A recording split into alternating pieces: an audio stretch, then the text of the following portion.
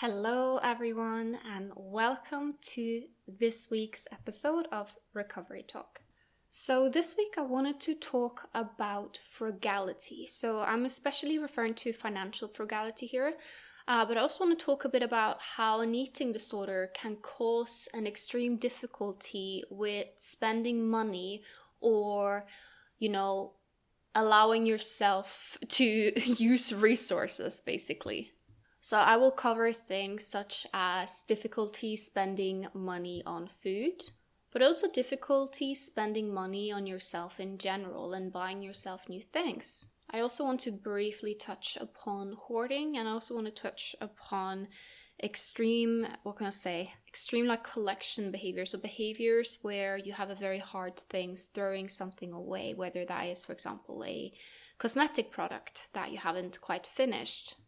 So I know some people may hear this and they will think, okay, what does this have to do with eating disorders? And the answer to that is, surprisingly, it is quite connected. This is not the case for everyone with an eating disorder, nor everyone who is extremely frugal. But I see a pattern when working with clients, and we also see overall that a lot of people with eating disorders, they become very frugal, especially as they are the most restrictive. So just to kind of clarify a bit at first, frugality refers to essentially difficulty spending money and being very much invested in saving up money rather than actually spending it. And don't get me wrong, there is nothing wrong with this inherently, right? And also there is a difference between excessive saving behaviors and excessive frugality when someone is generally very poor, where that is kind of the only thing they can really do, right? Versus someone being extremely frugal when money is not necessarily an issue, at least not to the extent that their behavior would suggest.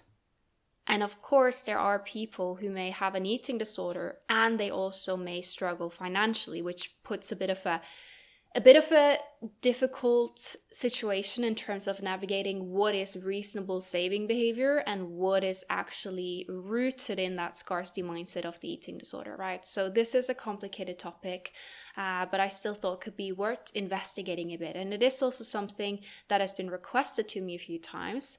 But what I see more often is that, especially when working with clients, is that people will have this behavior and they won't even necessarily think to bring it up because they assume that it's completely unrelated to the eating disorder.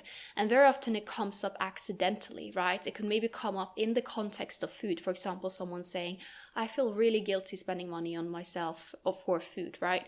And then I may ask, okay, does this show up in other arenas of your life? And then maybe like, yeah, I feel absolutely so guilty by the thought of going and buying myself a new piece of clothing.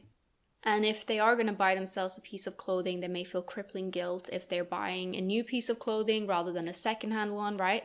So there's this idea of this concept of guilt by taking up resources. And part of what also makes this so complicated to identify is that some of these behaviors, again, they're not inherently bad, right? Going and buying something secondhand, great. I mean, we do know that fast fashion, it's not the most ethical industry. But a lot of times what I see with people with eating disorders is what I tend to call moral rigidity. I have written an article about this and also a little bit how it ties into different things such as, for example, veganism in terms of moral rigidity and having really rigid moral rules and how this can sometimes be misidentified as just being you and just being who you are when it may be rooted a little bit in the eating disorder. So check out my Substack, letsrecover.substack.com, and the article should be somewhere around there where I'm touching upon this. So yeah, just a little bit of a side note, but it is quite related. So first of all, I wanted to kind of share my theory as to why I believe this happens. And don't get me wrong, there are probably a lot of different factors at play here, right? So it's not necessarily a black and white, clear-cut answer. But what I believe, and what I believe kind of what at least the studies that I've read and interpreted suggest, is that this may actually be rooted in the state of starvation.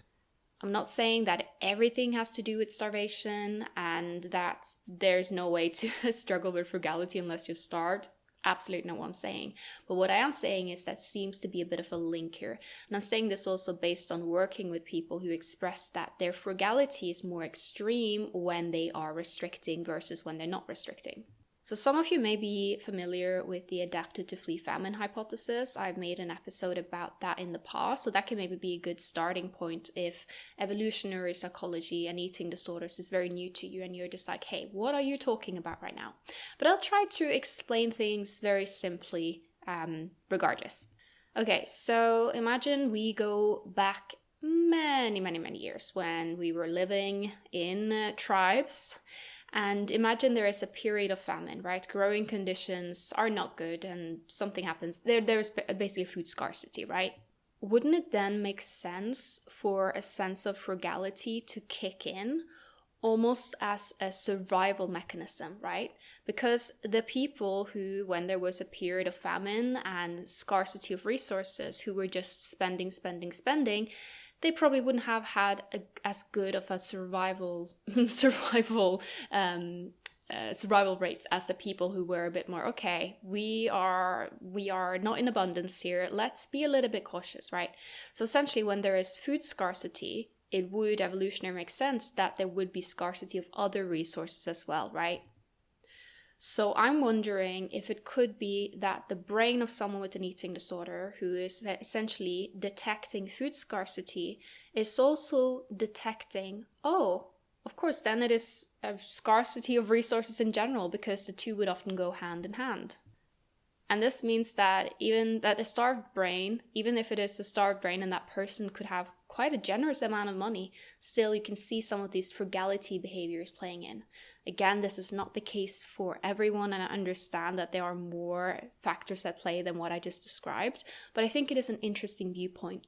So essentially, you're starved. This is what the brain is detecting. Your brain don't necessarily understand a diet or intermittent fasting or whatever it is that you're doing. Your brain don't really get it. Your brain is detecting that food is a scarce resource, right? And therefore, of course, thinking, oh, that means that other resources are scarce as well, because that is historically what would have been the case, right? If food is scarce, chances are other things are as well. And as a result, what I often see in people with eating disorders, and there's been disappointingly little studies on this part because it's kind of hard to measure and quantify, right? But what I tend to see is that people with eating disorders will also become very invested in like various scarcity behaviors, in saving, in budgeting. I will see people who may not really even need to budget, but they become really into budgeting, right? And really into like planning their finances. And again, I'm not saying that this is inherently bad, right? So please don't get me wrong. I'm not saying that keeping a budget, caring about your investments and finances is a bad thing. But what I am saying is that it can go to an extreme, to the point where it is not necessarily actually helping you, right? It actually causes more harm than good. And if this just so happen to occur at the same time as there is a restriction, right? If you can see that the timing is very important here, right? If it's just so happen to co-occur with food restriction, it could be worth investigating. So how do these behaviors show up? So one thing I mentioned is excessive care about budgeting, right? Even in cases where it's not necessarily about food, even though some of it may be. Someone may really care about budgeting their food, right? And planning their food ahead. And this can be such a socially approved form of restriction, right? Because you can just say, oh, I'm on a budget. I can't eat out with you guys. I'm on a budget. I need to plan and budget my food, right? It's very socially acceptable. People are like, yeah, of course you have to, right? And again, as I mentioned earlier, there may be reasons why this is a reasonable thing to do. Maybe you are, if you're a broke student, right, thinking a bit ahead, it makes sense, right? But again, it has to do with the intensity of it and if it is something that got worse with your eating disorder. So another very, very typical way I see this is an extreme difficulty with, throwing away anything, right? So for example, imagine you have a pack of toothpaste, right? And it's empty, but you're like, no, I need to scratch and like scrape out the last bit of toothpaste, right? So you may find it very, very hard to throw away cosmetic products, even though they're very much empty. You feel like you need to just scrape out the last bits. Another way that this can show up, and this I touched upon in the letsrecover.substack.com article, is through extreme sudden interest in recycling. And again, not saying recycling is inherently wrong, even though there's a lot of greenwashing going on there. But if that interest is just sudden, and if it becomes to a point where, again, causes more harm than good, for example, maybe you're like excessive, like hounding over the people in your household, like, are they recycling correctly? And you get really angry at them if they don't, right? Same thing goes with the cosmetic thing. Maybe you're hounding over everyone, making sure they're using every last bit of soap before they throw it away, or you're going to panic. So this behavior can also manifest more just around food, and for example, feeling like you need to eat everything in the cupboard before you can buy something new, right? So maybe you're really craving a specific type of pasta, but you're like, oh, but I already have rice at home. I need to finish the rice first, right? Or fear of things go bad, and throwing away something that's gone bad may create a lot of guilt. And again, I'm not saying that all of these behaviors are abnormal, right? If you have something that's about to go bad in your fridge, it's understandable that you want to maybe just finish it, right? I get it. But again, it has to do with the intensity of and also of when the behavior actually started. So clothing is another example of this behavior that I mentioned, right? And this is very classical in recovery, where your body may be changing and you know that, yeah, I need to buy some new clothes, right? Yet there is that crippling guilt of, throwing away your old clothing and replacing it with new clothing. And the eating disorder can sometimes thrive on this because it gives that perfect justification as to, oh, I should just keep those clothes, right? I don't want to throw them away. Right? And I don't need any new recovery clothes, right? And this is where some of those like ethical behaviors can be taken to an extreme, right? Maybe you are telling yourself, no, I can't buy new clothing at all. I just have to, live with my sick clothing, or live with having literally like 2 different sweaters that I can wear because fast fashion is evil and I can't support it. No. And you find all sorts of reasons as to why you don't deserve to use resources that other people are using, right? And you're kind of convincing yourself that it will make a massive difference in the world if you are not buying that sweater that you really need. And almost that pride of like sacrificing yourself and your own needs for some kind of perceived greater good. So I mentioned greenwashing earlier, but I'm not even going to get started, right? You not buying a sweater that you really need is not going to save the planet. It's going to make your one life on this planet more miserable. You deserve to take up space, to take up resources, right? End of story. And I see this moral rigidity show up as well, where someone can only eat something if it is the most ethical option, right? They can't eat X, Y, Z because the food is unethical. And what is perceived as unethical really vary from one person to another, right? So overall, it's this mindset of, I can only use resources if it is as little, can I say, invasive in terms of harming the planet as possible, right? And it's almost this constant crippling guilt for just existing and for needing to take up space and resources. And even though, as I did mention, sometimes this behavior can kind of transfer onto other people, for example, where you're feeling really pissed off if your mom forgot to recycle, or if your partner maybe threw out the toothpaste tube before it was finished, right? It can show up that way. But I also often see that the extremity of the level, for example, not wanting to eat certain quote unquote unethical foods, not feeling like you deserve new clothes, etc., you probably, in most cases, I don't see people wanting to advocate for that for other people, right? They may not feel annoyed if their friend goes and buy themselves a new shirt, right? It is more that they feel guilty for themselves doing it. And interestingly enough, I sometimes see this also when it comes to things such as meat. For example, I'll see people who are vegan, and don't get me wrong, there are some people who then wants to kind of encourage the other people in their lives to also eat more vegan foods. But sometimes I also see the opposite, where if someone around them chooses the vegan meal, or it's like, oh, I'm going to cut down on my meat intake or my dairy intake, that person may actually, instead of feeling happy, they may feel, in some cases, actually quite triggered, right? And almost upset. So that's an interesting observation I've seen. And if you do feel that way, that is a little bit of a red flag in terms of your veganism or vegetarianism. So just be mindful of that. So now we kind of identified this behavior and how it can show up. And the next question would then be, okay, what now, right? Okay, shit, I realize I'm doing this. What now? So first of all, it is the whole thing of seeing, is this helping or harming you, right? For example, if you're someone who has to be on an extremely tight budget just to make ends meet, I mean, fair enough. That's one thing, right? But if you're someone where you're realizing that, hey, I'm spending so much time and energy writing out this super tight budget, when actually I have far than more than enough money to go out and enjoy myself, to have a meal out, right? Or to buy myself that new shirt that I actually really do need. Then we start thinking, hey, this is probably something worth investigating. So one thing that may be helpful is to treat this behavior as you would an eating disorder fear behavior, right? Or a fear food. So, a lot of times people with eating disorders, they understand the concept that if they are really scared of going out and eating pizza because pizza is a fear food, then they know they have to do it, right? The same thing can also go with some of these frugality behaviors, right? Actually just doing the thing even though it scares you and even though it makes you feel uncomfortable. Because by doing, you're signalizing to your brain that, hey, this is actually okay. Another thing is, of course, focusing on actually eating enough food, right? Are you getting enough food? And this is especially important if you notice that this behavior actually got worse by undernourishment.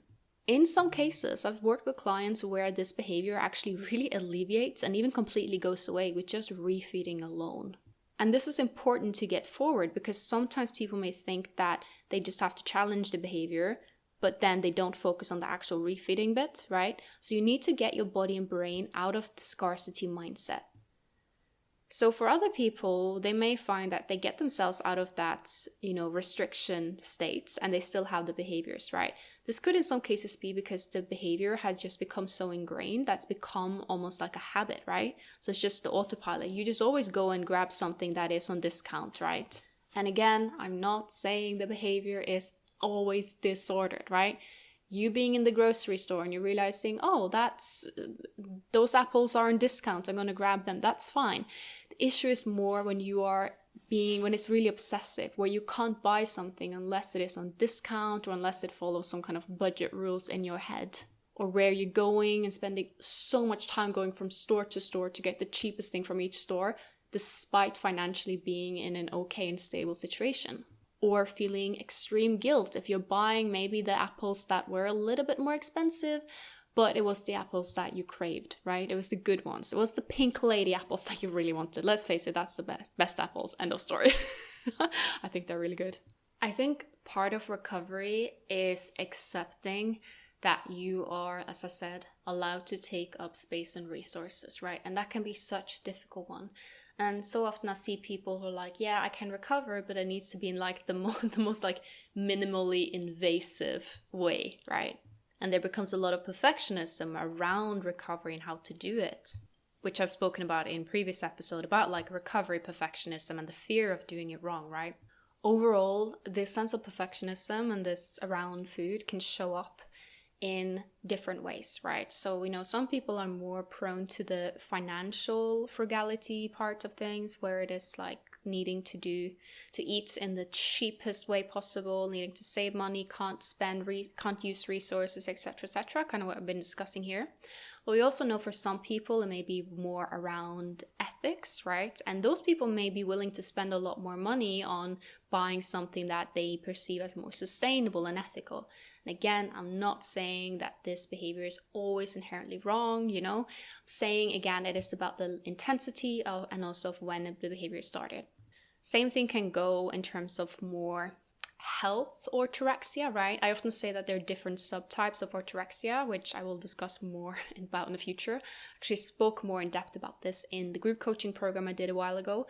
But we also see more like classical like health orthorexia, someone may be really hung up in everything being organic and then be willing to spend more money buying something organic, right? But actually, the person who goes in the grocery store and spends extra on everything being organic and the person who is going and buying the cheapest vegetables they can find, those people actually have more in common than you would think in terms of the underlying driver of the behavior. And of course, the real nightmare can be when a lot of these things kind of co-occur, when you have extreme financial frugality, but you also have that extreme sense of everything needs to be ethical and it needs to be organic and it needs to be healthy. No. And then you have a lot of these coexisting, and you're almost like you're doomed to feel guilty in the grocery store, because how can you satisfy all of these rules at the same time, right? It's very, very hard. So a last behavior that I wanted to touch upon is hoarding, right? So essentially saving up. So this could be around a lot of things. We actually see a link with eating disorders and general hoarding behaviors, but also around food hoarding, right? So this is typical. Someone goes to the grocery store and they see a specific food is on discount and they buy loads of it and they don't actually eat it. They just save it up, right? Again, my theory that I mentioned a little bit earlier about that thing of the scarcity mindsets, I believe this could be a play here as well, right? It would make complete sense that your brain and body detecting that there is a famine. Of course, it's going to be very reasonable that you want to actually save up resources, right? And save up, and whenever there is access to resources, you're saving it up, right?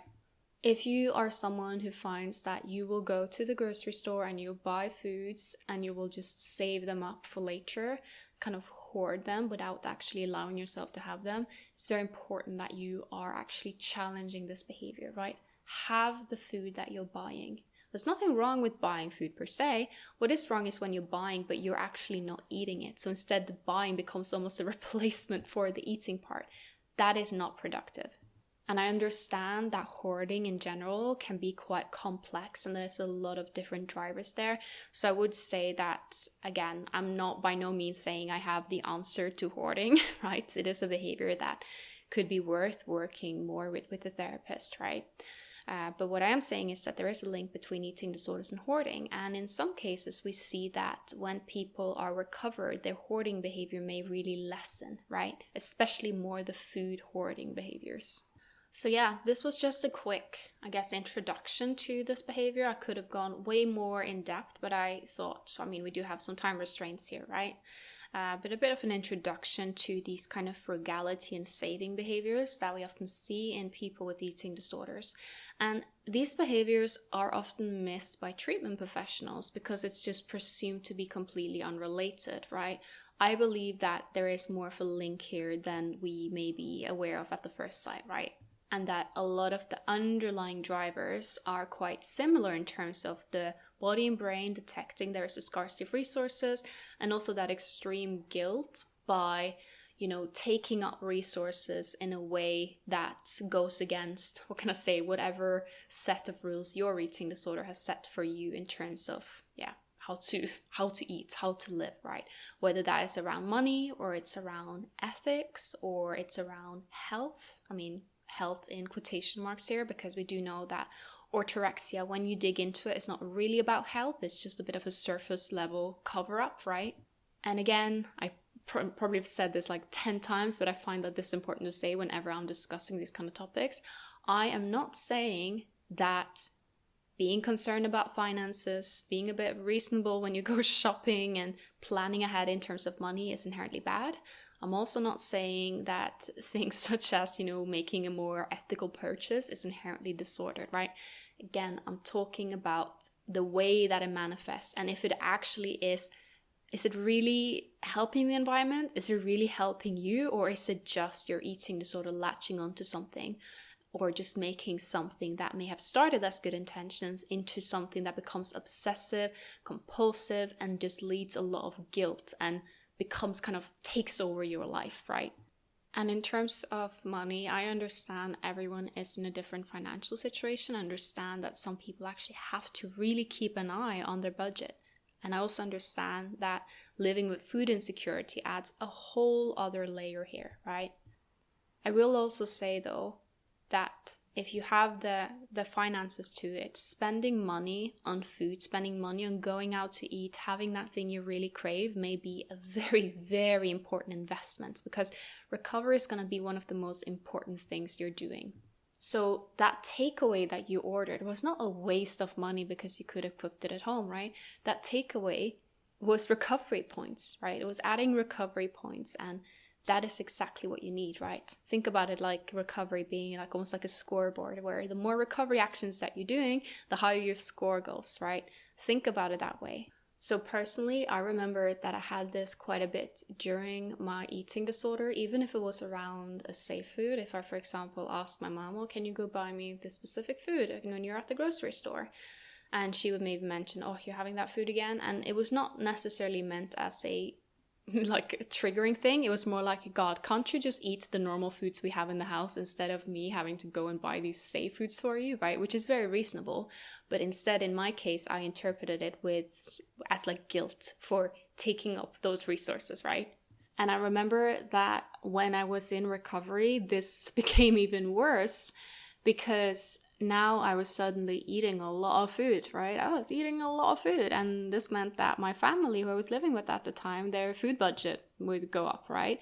And my family never once complained, right? They were never like, oh, we're buying you this food again. Even though I understand there are families where that can happen, right? But that was not the case in my family. But I still had so much guilt because I became very aware of the fact that I was eating more, right? And I just kind of want to remind you, if you're in that situation where maybe you are sharing the budget with a partner or a family or whoever it is that you're living with, then I want to remind you that to them, this is probably the best investment they're ever going to make, right? Buying more food for you for your recovery, again, it is such an important investment. And if you find there are triggering comments and misunderstandings, it could be worth trying to have a non-judgmental conversation with them about how that makes you feel and how maybe they could rephrase things, right? Because overall, I like to believe that the people around you, they mostly have, they have our best intentions at heart, but sometimes they don't necessarily understand the impact of their words, right? And again, you deserve food. You deserve to take up resources just like everyone else, right? You wouldn't deny this to other people, so why would you deny it to yourself? You don't have to eat in the best, most ethically perfect, most financially sustainable, most environmentally sustainable way in order to deserve to eat, right? Your job being put on this planet was not that. And at the end of the day, even if you did that, what is the outcome? Is that really going to save the planet? Is that how it works? No. One of the biggest scams is large corporations that are essentially ruining the planet, trying to put that blame on individual people because they are not recycling enough. It is absolutely ridiculous. It's like essentially a drop in the ocean, right? And this is what greenwashing is, right? At its essence. And I've studied marketing, so I have a bit of a way to identify it and spot it. And it is one thing that just really, really annoys me, because it's a way of basically taking away responsibility for it and then putting it onto someone else, distracting people, right? So instead of them being actually mindful of what is going on with a lot of big corporations that, again, are ruining the planet, you're too focused on your own and you're kind of making it on yourself, and you see all of the things that's happening with the planet. You think it's because I didn't buy that sweater secondhand, right? And again, it is okay to be mindful of how we live on the planet and making ethical choices. I'm not saying that's inherently wrong. Again, I'm saying there is nuance here, right? And you may find that in recovery, that focus may not be helpful. You may find that in recovery, hyper-focusing on all of these things may not really be sustainable for you. And that's completely okay. Okay, guys, I hope you enjoyed this episode and that maybe there were some helpful insights for some people. And also, again, I know there are some people who listen to this and are like, I can't relate. And that's okay as well, because an eating disorder manifests in different ways. Not everyone has these exact things that I've been describing. So I hope you guys have a lovely week ahead, and I will see you guys soon.